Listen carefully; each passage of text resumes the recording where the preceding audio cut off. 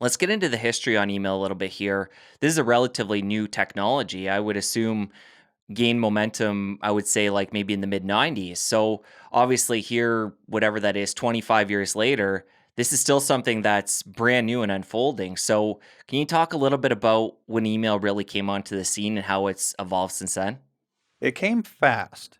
I think that's one of the interesting things I uncovered. And the way I studied this actually is I went back into the New York Times's business section archive and found every article that mentioned the word email in any configuration of the term email, and it changed over time. And so you could see it sporadically appearing. As late as the late 1980s, they would put the word email in quotation marks. It would be a capital E dash mail in quotation marks. As late as the late 1980s, they were saying things like, well, this technology is around, but it didn't really live up to what we thought the promise would be. You get to the 1990 to 1995, as you mentioned, there's this very rapid increase where suddenly email becomes this huge market. It becomes a $500 million a year market in just a couple years. It gets labeled the clear killer app of the 1990s.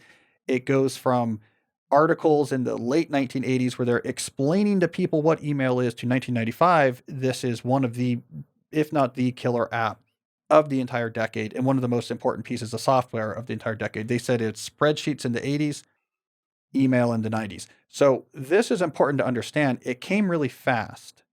And when it came, it took over everywhere. And one of the arguments I make is that it came so rapidly that we didn't really have time to step back and say, huh, how should we use this tool? What are the side effects of having this tool available? Will this change the way we work? Let's think through like what's the right way to integrate this low friction communication to what we're already doing. None of that thinking happened. It just rushed through the business sector incredibly fast, overhauled the way we were working, often in ways that no one was really planning, often in ways that wasn't intentional. It just took over and transformed all of our lives, more or less without our permission. And it seems to me, again, mid 90s, things really pick up steam. There must have been almost like a 2.0 boom in the mid 2000s when the smartphones came out and we were all, slowly trading in our flip phones for smartphones. And one of the features early on, if not right at the beginning, was the email feature. And I remember at the beginning how impressive that was to get a ding every time you got an email and a notification. It's been years since I've had it set that way. I have mine set where I got to go in there and manually load them, which has been a life changer.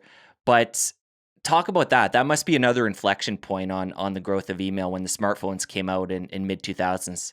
Yeah, well, the BlackBerry really led the way. Remember, we had that whole period where Blackberries brought you mobile email. That was the entire thing with the BlackBerry. Then 2007, you get the iPhone that had mobile email, but it was just a more beautiful interface, and then that sort of took over. But yeah, starting with the BlackBerry in the early 2000s, we see that inflection. The unfortunate part of this trajectory is that if you go back and look at how we talk about email, by 95, it's everywhere.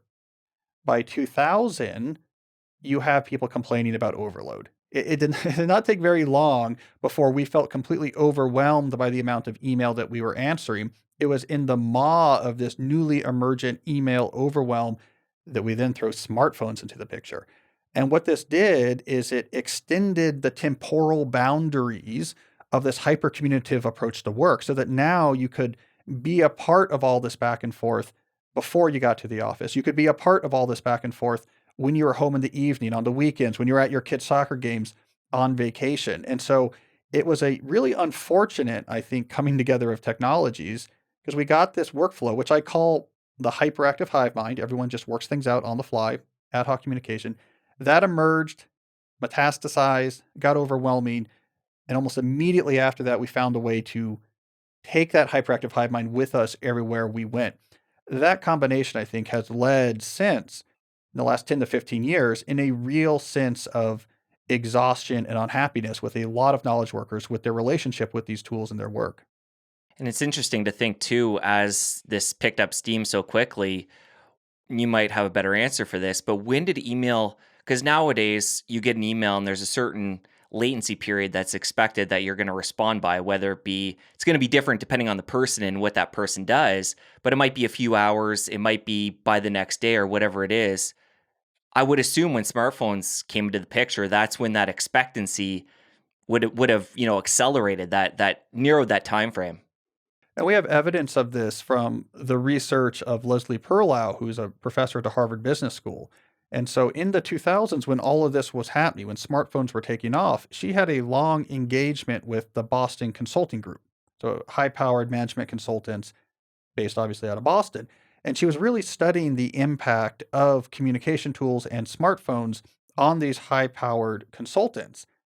And one of the things she uncovers in her research is that people are expected to respond all the time, outside of work, in the mornings and the evenings. So she dug into it and said, okay, why is this response time so slow? The really interesting thing about her work is that she could not find anyone who actually decided that was a good idea. There's no one who actually liked it. It's not like the team members or the team leader was like, guys, this is what we have to do. We need it for our productivity. And as she dug deeper, she explained how these response times shrunk very small with what she called the cycle of responsiveness, which was basically a social feedback loop that went awry. Smartphones were around. She tells the story, right? Smartphones came around. Uh, a client sends a message at some point after hours. You now have the ability to answer it. So you do. The expectation shifts a little bit, like, oh, I can kind of hear back from my consultants, even if I write after hours. So they send more messages after hours. Well, now you start thinking as a consultant, oh, they really want me. So you tighten up your response time. The cycle spins. You look forward, some months go by, and suddenly you're glued to your smartphone at all hours of the day. She described this research in a book that was appropriately titled Sleeping with Your Smartphone. So you are absolutely right. Not because anyone chose this to be the case, but just because of social feedback cycles gone awry.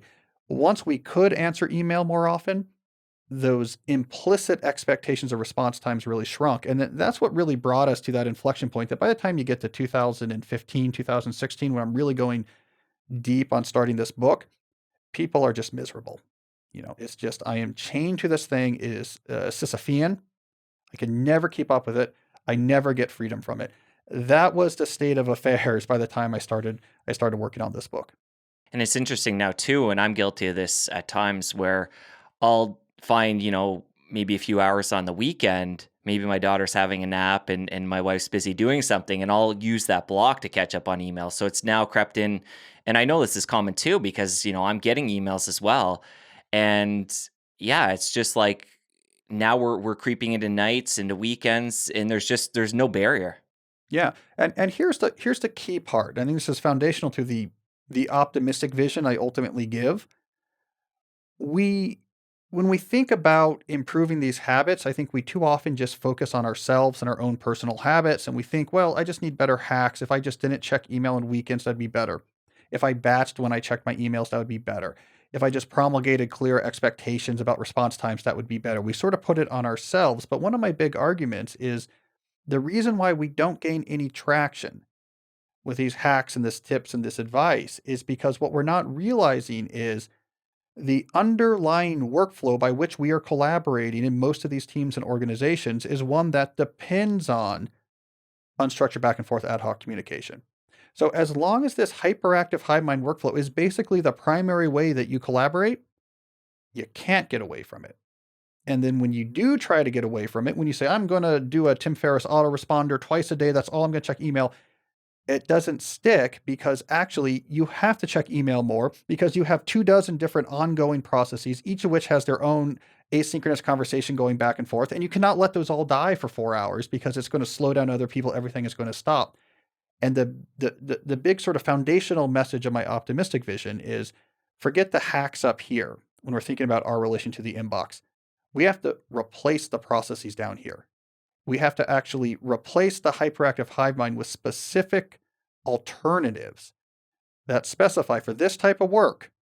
This is how we communicate about it. Here's how we share information about it. Here's how we coordinate about it. Here's how it works. We have to create these processes that are explicit alternatives to just, hey, let's just rock and roll an email if we're ever going to escape from our inboxes. And so I call that optimistic. I mean, it's harder, but it helps us explain why we've had no success just trying to, at the upper levels, hey, we just need better advice. We need better habits. We need better hacks. Merlin Mann's inbox zero. We can solve this problem. No, we got to fix the processes. That's harder.